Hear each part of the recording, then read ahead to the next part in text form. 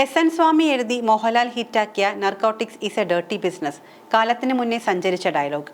ഇത് പറയാൻ ഏറ്റവും അനുയോജ്യമായ കാലഘട്ടത്തിലാണ് നമ്മൾ ഇപ്പോൾ ജീവിക്കുന്നത്.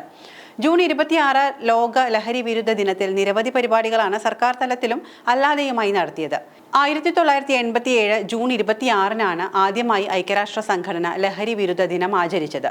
അന്നു തൊട്ട് ഇന്ന് 2025 എത്തി നിൽക്കുമ്പോൾ നമുക്കറിയാം മയക്കുമരുന്ന് എന്ന വിപത്ത് എത്രമാത്രം നമ്മുടെ സമൂഹത്തെ കാർന്നു തിന്നിട്ടുണ്ട് എന്ന്. നിയന്ത്രിച്ചും അല്ലാതെയും ഒക്കെ ലഹരി ഉപയോഗിക്കുന്ന വലിയൊരു വിഭാഗമുണ്ട് നമുക്ക് ചുറ്റും. യുവതലമുറ മാത്രമല്ല, അല്ലാതെയും ഒരുപാട് പേർ ഇന്ന് അനവധി ലഹരിക്ക് അടിമകളാണ്. വേൾഡ് ഡ്രഗ് റിപ്പോർട്ട് പ്രകാരം 275 ദശലക്ഷത്തിലധികം പേരാണ് മയക്കുമരുന്നിന് അടിമപ്പെട്ടിരിക്കുന്നത്.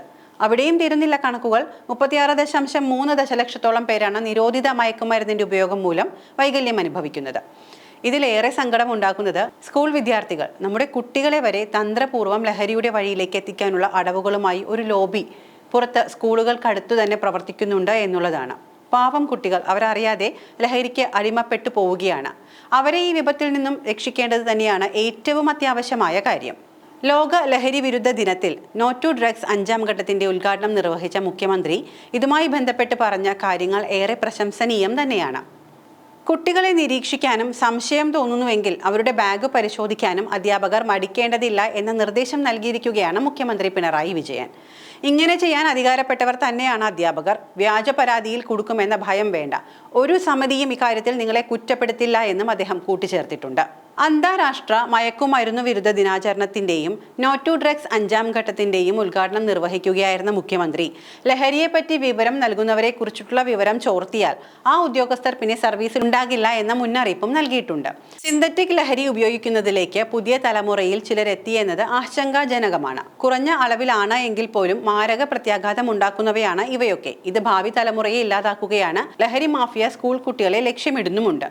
സാമൂഹിക മാധ്യമങ്ങളും ലഹരി മാഫിയയുടെ വിപണന കേന്ദ്രങ്ങളാകുന്നു.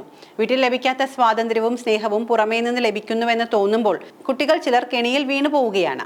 ഇത് സംഭവിക്കാൻ പാടില്ലാത്ത കാര്യമാണ്. കുഞ്ഞുങ്ങളെ ചേർത്ത് പിടിച്ചു തന്നെ അവരെ വലയിലാക്കാൻ തക്കം പാർത്തിരിക്കുന്നവരെ തകർക്കാനാവണമെന്ന് മുഖ്യമന്ത്രി ആവശ്യപ്പെട്ടു. സമ്പൂർണ്ണ ലഹരി വിമുക്ത കുടുംബം, കോളേജ് പ്രൊട്ടക്ഷൻ ഗ്രൂപ്പുകളുടെ ഉദ്ഘാടനം, ലഹരി വിരുദ്ധ സന്ദേശം നൽകുന്ന 10 ബാലസാഹിത്യ പുസ്തകങ്ങളുടെ പ്രകാശനം തുടങ്ങിയവയും മുഖ്യമന്ത്രി നിർവഹിച്ചു. ലഹരിക്കെതിരെ ഒരു ദിവസമല്ല 365 ദിവസവും പോരാടുക തന്നെ വേണം. മറ്റാരോ പറഞ്ഞതുപോലെ ഇന്ന് അടുത്ത വീട്ടിലാണെങ്കിൽ നാളെ നമ്മുടെ വീട്ടിലായിരിക്കും.